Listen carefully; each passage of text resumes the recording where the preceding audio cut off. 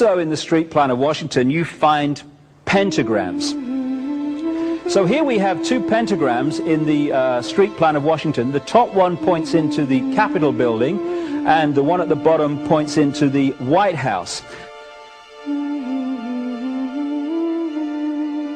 This is a political building, so we're told. In fact, it's a temple to a secret society, built by the Freemasons to a specific design, Congress, the Congress building. Where did it get its name from? Capitol Hill, from a sacred place of the Roman Brotherhood going way back called Capitoline Hill. And when Madeleine Albright, high priestess of this brotherhood, became Secretary of State, and she went across on her first overseas visit to Europe, she actually went to Rome and made an official visit, what for her would have been a pilgrimage to Capitoline Hill in Rome, and that's where we get Capitol Hill from. This is George Washington. In the last century, they decided they didn't have a decent statue of George, so instead of getting an American to produce one, they ordered it from Italy, from Florence. And when it arrived on the dockside, people were staggered, because here was George, the first president of the United States, depicted naked from the waist up with this cloth over his Bill Clinton's, and then pointing up one arm, pointing down the other. What's going on? Unless you realize where these people are coming from, it's inexplicable.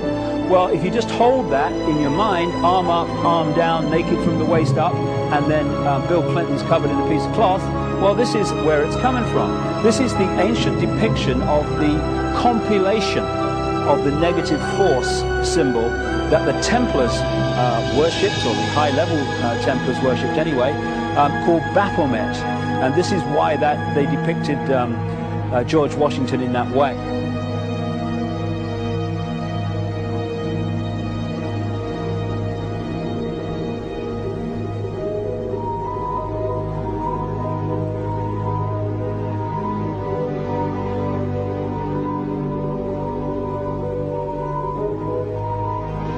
What has come to light is that it's now been, it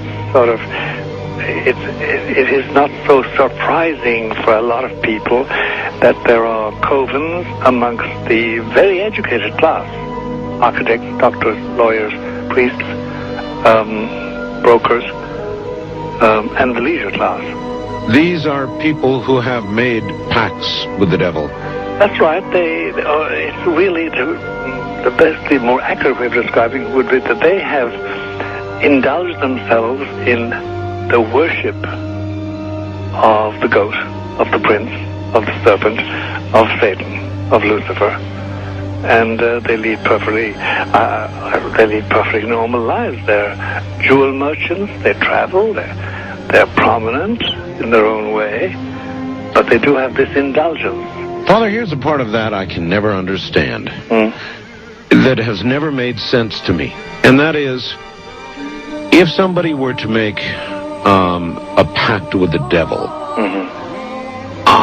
then obviously the implication is if the devil is there to make a pact with them, to make a deal, to make their life, this short mortal life on earth, pleasurable, with money or women or travel, or more interesting, whatever it is they want.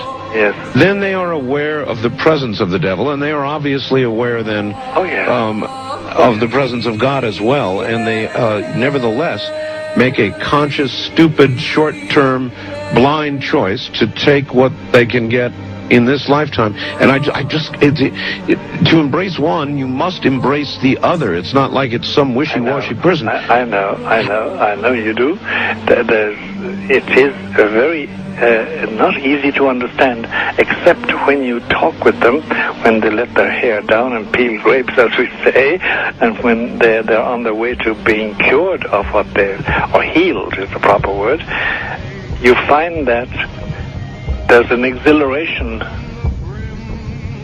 and a satisfaction which is both sensual and sexual and mental when they really indulge in Luciferian worship. There is a peculiar exhilaration. Like a drug, then? Yes, it's a peculiar exhilaration. And of course, the godly instincts in us all, the angelic in us all, because we all have something angelic and something godly, besides everything else, a lot of other negative things, that is quenched. And you find in them a horror of anything, what we call sacred and holy, or sacrosanct, or the idea of the idea of the sacred, of the awesome.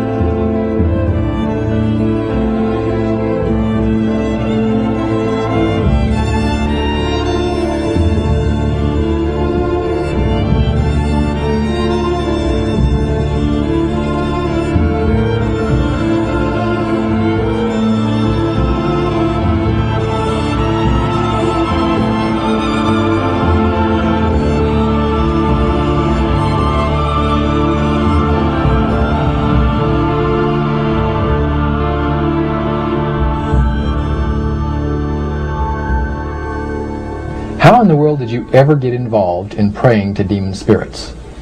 A fellow that had been on a particular ship with me, he told me, "Hey, I got something fantastic to tell you."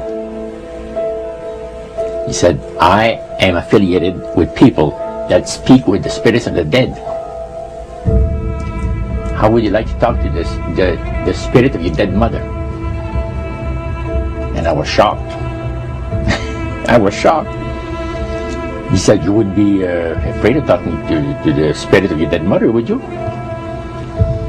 Well, I said, "I'll tell you what, I would have to give that some thought, because it's something I never thought about before in my life." Most of us probably haven't. A little afraid of something like that. Well, he says, you know, it's written all over your face. You're afraid of going to a seance.